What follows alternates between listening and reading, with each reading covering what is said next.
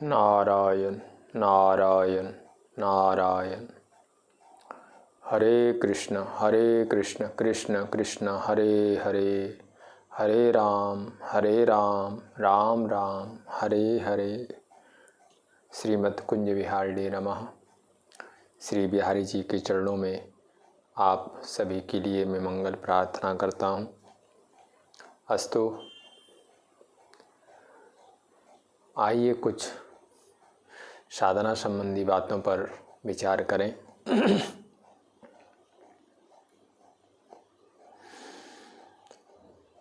मैं आज किसी से कह रहा था कि हम सभी जो संसारी जीव हैं, जो मायाबद्ध जीव हैं, उनमें ये 4 दोष नैसर्गिक रहते हैं। ध्यान देना, जो भी माया से बना हुआ जीव है उसमें ये 4 दोष नैसर्गिक रहते हैं, स्वाभाविक रहते हैं, और ये ईश्वर की कृपा के बिना छूटते भी नहीं है। ध्यान देना, ये जो 4 दोष हैं जो जीव में स्वाभाविक पाए जाते हैं, ये ईश्वर की कृपा के बिना नहीं छूटते, चाहे हम कितनी भी कोशिश कर लें।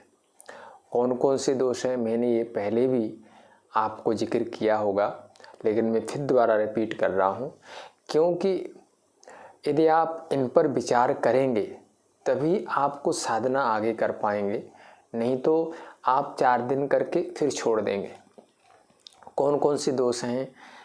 नंबर 1, भ्रम। ये भ्रम एक दोष है जो जीव में स्वाभाविक ही रहता है। नंबर 2, प्रमाद। नंबर 3, विप्रलिप्सा, एक दोष है विप्रलिप्सा। नंबर 4, कर्णापाटप। ये हमारे शास्त्रों में इनका उल्लेख है। मैं इसका अर्थ आपको बता रहा हूँ तो आपकी समझ में आ जाएगा। शब्द हैं वो हमारे शास्त्रों के शब्द हैं। भ्रम, प्रमाद, विप्रलिप्सा, कर्णापाटप। ये 4 दोष संसारी जीव में नैसर्गिक पाए जाते हैं। यानी जिसको ईश्वर का साक्षात्कार नहीं हुआ है, ईश्वर की अनुभूति नहीं हुई है, तब तक ये दोष जीव में पाए जाते हैं। और इससे, इन दोषों से छुटकारा पाने का एक ही उपाय है, भगवत भजन, ईश्वर का चिंतन, उनसे प्रार्थना। अब देख लीजिए, भ्रम एक दोष है। भ्रम क्या है कि हर एक व्यक्ति को पता है कि एक दिन हमें सब कुछ यहाँ छोड़ करके जाना है, बल्कि ये जो शरीर है, जो जिस पर सबसे अधिक हमारी एक आसक्ति है, ये भी यहीं छूट जाएगा। और हम दूसरों को देख भी रहे हैं, हम दूसरों को मरते हुए देख रहे हैं, दूसरों का धन जाता हुआ देख रहे हैं, आप लोग भी देख रहे हैं, मैं भी देख रहा हूँ कि जो कल तक करोड़पति था आज वो कर्जे में डूबा हुआ है। आज उसको ये चिंता हो रही है कि हमारा घर कैसे चलेगा। लेकिन फिर भी हम इसी दुनिया में इसी में उलझे हुए पड़े हैं। हम कितना कह रहे हैं कि धन का कोई भरोसा नहीं है, ये कभी भी आपके हाथ से जा सकता है, इसलिए इससे आप कुछ लाभ ले सकते हो तो ले लो।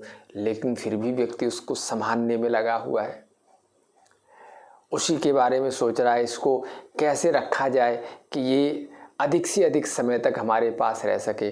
देखो, जो रुपया आज आपके हाथ में आया है वो कितने हाथों से निकल करके आया है, तो जब उनके हाथों में नहीं रह सका तो आपके हाथ में कैसे रहेगा। लेकिन फिर भी व्यक्ति को ये भ्रम है कि शायद मैं तो इसको रख ही लूँगा अपने पास में। और शरीर में इतना ज़्यादा आज के समय में जितनी भी योग हैं, जितनी भी साधनाएं हैं, जो भी कुछ है, सबका एक ही ध्येय है कि हमारा शरीर अच्छा रहना चाहिए। और ये सभी को पता है कि ये कभी भी हमसे छीना जा सकता है। हम सभी को मरता हुआ देख रहे हैं, इसमें कोई ऐसा नहीं है कि कोई बूढ़ा होकर के मरेगा, ये तो काल भगवान है जिसका नंबर जब लग गया तभी मरना है। तो सभी को पता है कि मुझे मरना है, फिर भी व्यक्ति पाप कर्म कर रहा है और वो सब काम कर रहा है जो उसे नहीं करने चाहिए। तो एक ये भ्रम है, ये जीव में नैसर्गिक है। ये तभी छूटेगा जब हम भगवत भजन करेंगे, भगवान से प्रार्थना करेंगे। ये पहला दोष। दूसरा दोष क्या है? प्रमाद। प्रमाद एक दोष है, आलस्य। संतों ने हमें कोई साधन दिया कि भाई आपको इस प्रकार से ये भजन करना है या ये अनुष्ठान करना है या आपको इतना जाप करना है। 4 दिन 10 दिन हमने किया और उसके बाद में अरे कोई लाभ तो है नहीं, और या फिर चलो आज तो छोड़ देते हैं, सो जाते हैं। मन कोई ना कोई बहाना बना लेगा और उस काम को छोड़ देगा। इसका नाम प्रमाद है। यानी हम कोई भी काम करते हैं, पाठ करते करते नींद आ जाती है, ये प्रमाद है। या एक दिन 10 दिन तक तो सुबह 4 बजे उठे, फिर एक दिन अपने सो गए 8 बजे उठे, ये प्रमाद है। ये भी संसारी जीव में नैसर्गिक रहता है, भ्रम, प्रमाद। एक तीसरा दोष है विप्लिप्सा। विप्रलिप्सा, ये दोष महाराज बड़ा खतरनाक है और ये तो बड़े बड़े लोगों में पाया जाता है।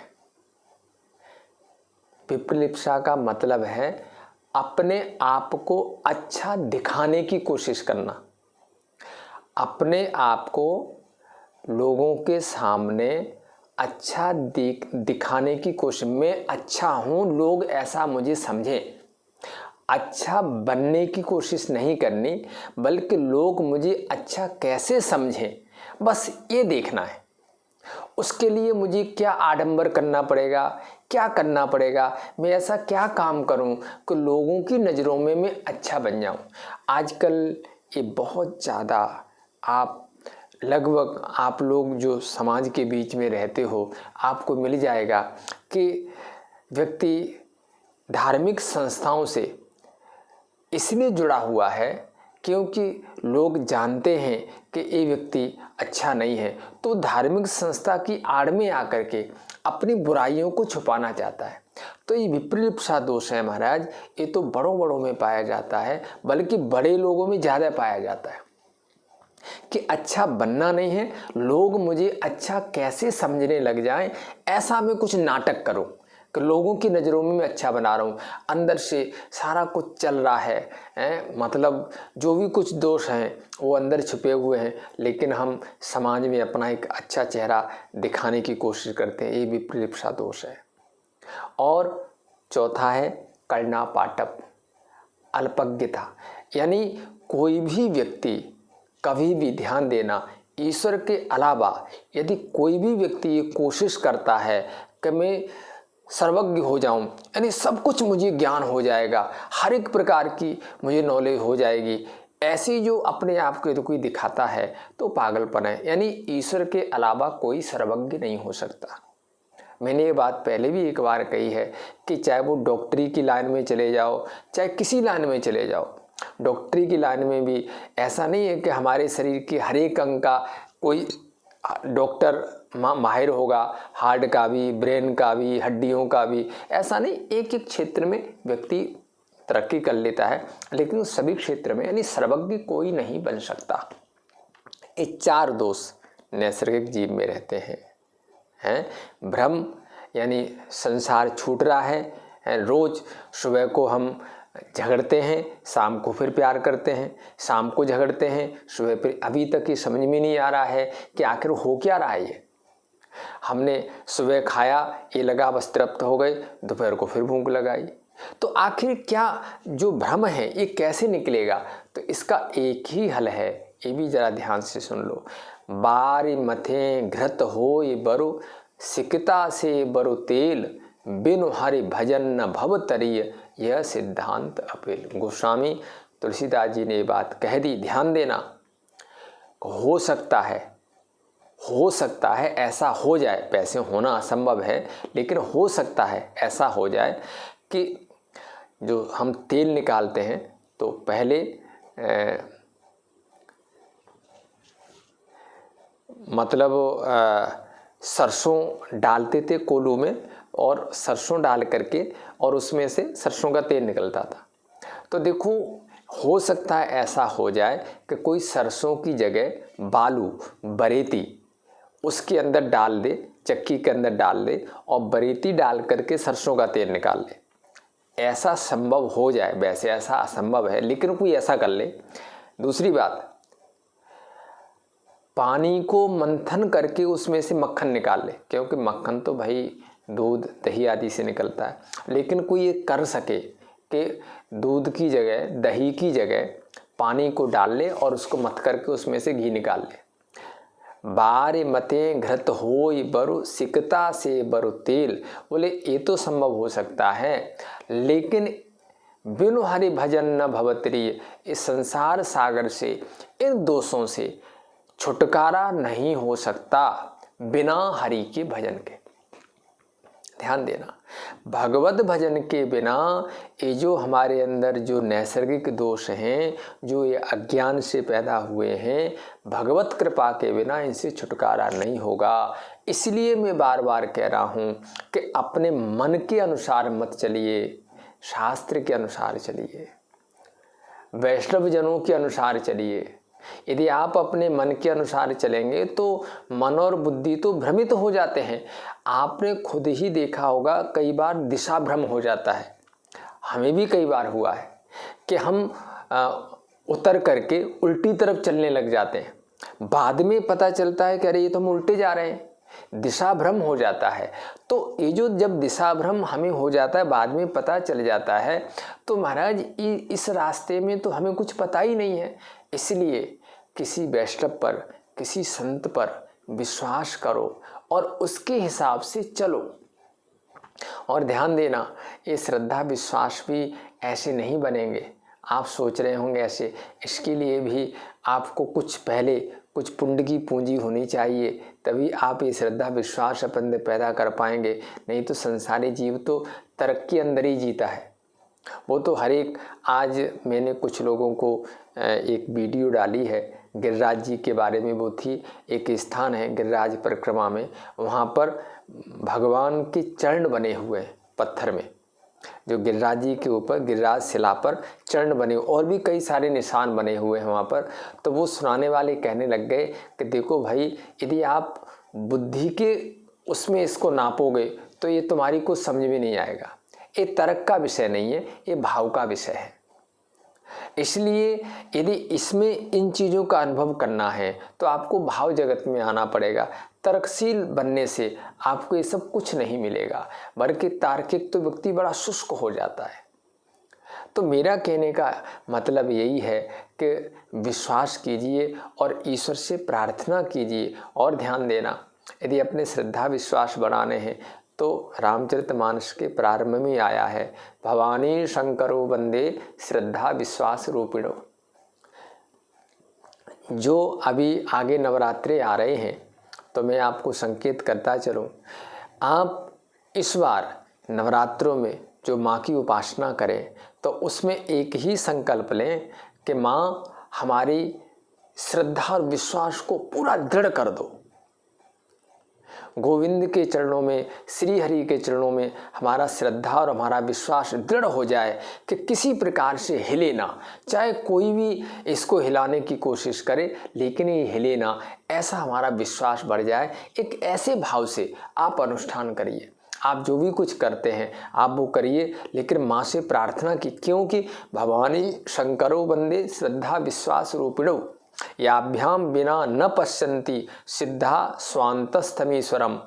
गोस्वामी तुलसीदास जी कहते हैं कि इनकी कृपा के बिना अपने हृदय में बैठा हुआ जो परमात्मा है उसके दर्शन नहीं होते।